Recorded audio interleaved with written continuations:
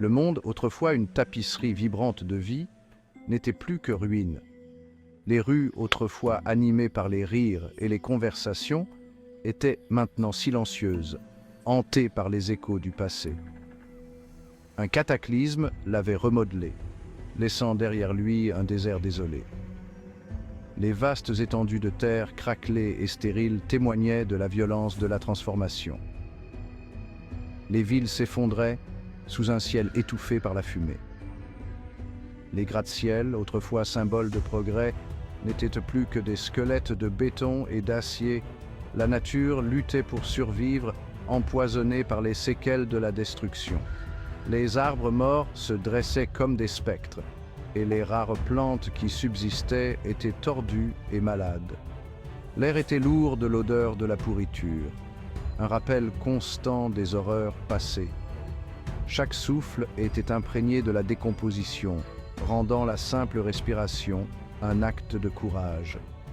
C'est dans ce monde que Dudian était né, un monde où l'innocence était une rareté et où chaque jour était une lutte pour la survie. Un monde où la survie était un combat de chaque instant, où le danger se cachait à chaque coin de rue. Les survivants devaient être constamment vigilants car la moindre erreur pouvait être fatale. L'ancien monde n'était plus qu'un lointain souvenir, connu uniquement à travers des histoires fragmentaires transmises de génération en génération. Les reliques du passé, telles que des photographies et des livres poussiéreux, étaient des trésors inestimables pour ceux qui cherchaient à comprendre ce qui avait été perdu. L'humanité s'accrochait à l'existence dans des campements dispersés, hantés par les horreurs du passé et la menace omniprésente des morts vivants. Ces camps étaient des havres de fortune, où les gens se rassemblaient pour se protéger mutuellement et partager les maigres ressources disponibles. La solidarité était essentielle, car l'isolement signifiait souvent la mort. Je n'étais pas un garçon ordinaire. J'étais un survivant, endurci par la dure réalité de ce monde. Orphelin dès mon plus jeune âge, j'ai appris à me débrouiller seul au milieu des ruines. Mon terrain de jeu était constitué des squelettes de bâtiments. Mes compagnons étaient les animaux errants qui parcouraient le désert. Il possédait un esprit vif, toujours en train d'analyser, toujours en train d'apprendre. Il savait que dans ce monde brisé, la connaissance était le pouvoir et l'ingéniosité la clé de la survie. Il étudiait le monde qui l'entourait, observant les cycles de la nature, le comportement des créatures et les vestiges du passé. Il était animé par une soif de connaissance et une détermination sans faille, non seulement à survivre, mais à prospérer. Grognement. Les morts vivants étaient les vestiges du cataclysme, des parodies tordues de la vie, animées par une force inconnue et sinistre. Ils étaient implacables dans leur faim, poussés par un désir insatiable de chair fraîche et de sang. Ils erraient dans les ruines en meute, leur corps en décomposition témoignant de la puissance destructrice qui s'était emparée du monde entier. Ils étaient une menace constante pour les survivants de l'humanité, un rappel sinistre que même dans la mort, il n'y avait pas de paix ni de répit. Leurs sens étaient exacerbés, attirés par la chaleur des êtres vivants et le moindre bruit. Leur corps, bien que décomposé, possédait une force et une résistance surnaturelles, défiant toute logique.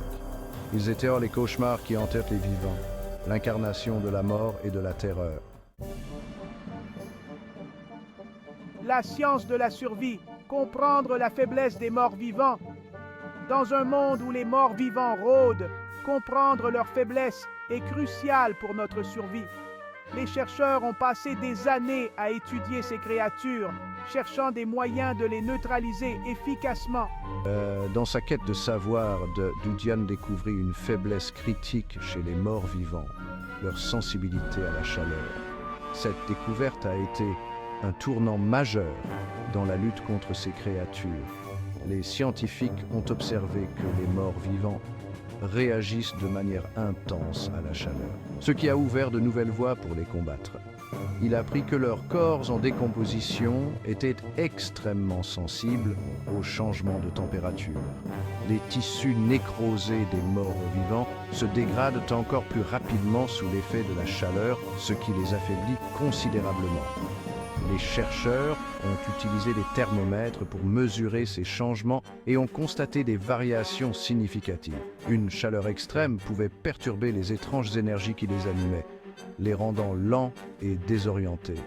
Les morts vivants, habituellement implacables et infatigables, deviennent soudainement vulnérables et moins coordonnés sous l'effet de la chaleur intense. Cette découverte a changé la donne pour ceux qui luttent pour leur survie. Cette découverte a fait naître une lueur d'espoir dans mon esprit. Savoir que ces créatures apparemment invincibles avaient une faiblesse exploitable a ravivé notre détermination. Nous avons commencé à envisager de nouvelles stratégies pour utiliser cette information à notre avantage. J'ai réalisé que cette faiblesse pouvait être exploitée, que la chaleur pouvait être une arme contre la menace des morts vivants. Nous avons commencé à développer des armes et des outils basés sur la chaleur, comme des torches et des dispositifs chauffants, pour nous défendre plus efficacement. Il approfondit ce phénomène, étudiant les effets de la chaleur sur les morts vivants. Les chercheurs ont mené des expériences rigoureuses pour comprendre comment différentes sources de chaleur affectaient ces créatures.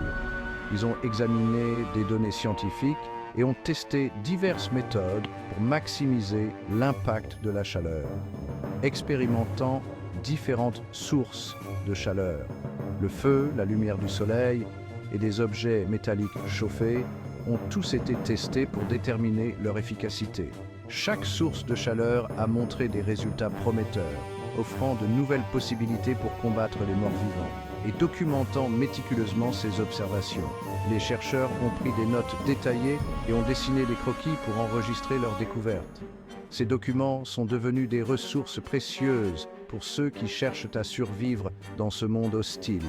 Son esprit travaillait sans relâche, formulant un plan, une stratégie de survie basée sur l'élément même qui leur avait donné la vie, la chaleur. En utilisant la chaleur comme arme, nous avons pu élaborer des plans de défense plus efficaces et espérer un avenir où nous pourrions enfin vaincre les morts vivants.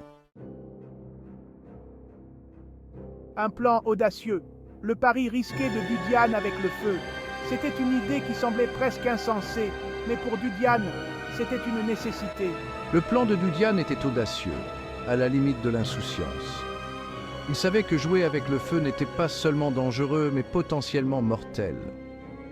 Il avait l'intention d'utiliser le feu, l'élément même qui semait la terreur dans le cœur des hommes, à son avantage.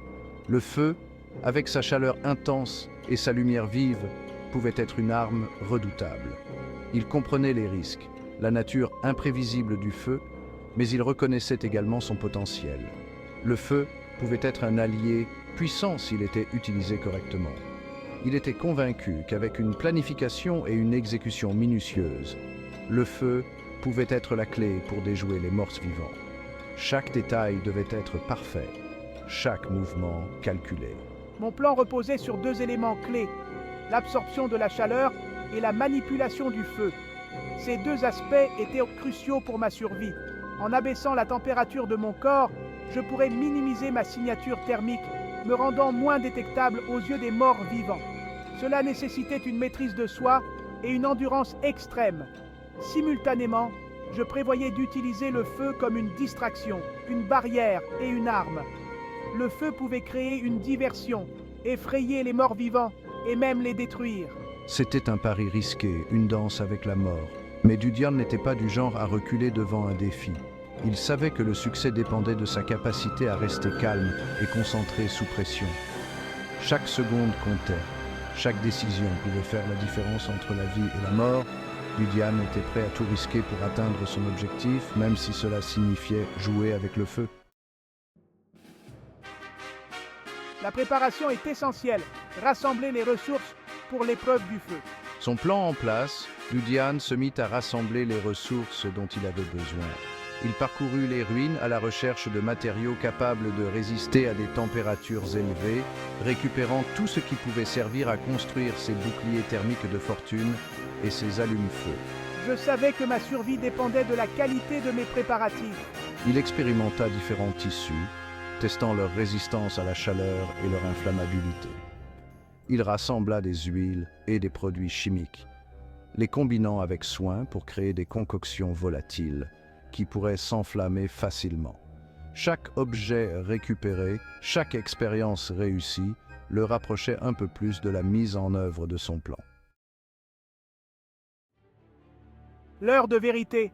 Affronter la horde de morts vivants. Le jour de l'épreuve arriva, un jour qui allait déterminer si l'ingéniosité de Dudian pouvait triompher des morts vivants. Une horde immense s'approchait de sa position, attirée par l'odeur de la vie, ignorant le brasier qui les attendait. Je pouvais sentir la tension dans l'air, le poids de mon plan sur mes épaules.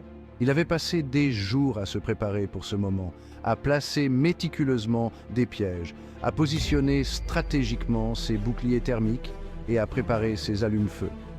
Il savait qu'un faux pas, une seule erreur de calcul, pourrait le condamner. Mais la peur n'avait pas sa place dans le cœur de Dudian, seulement la concentration et la détermination.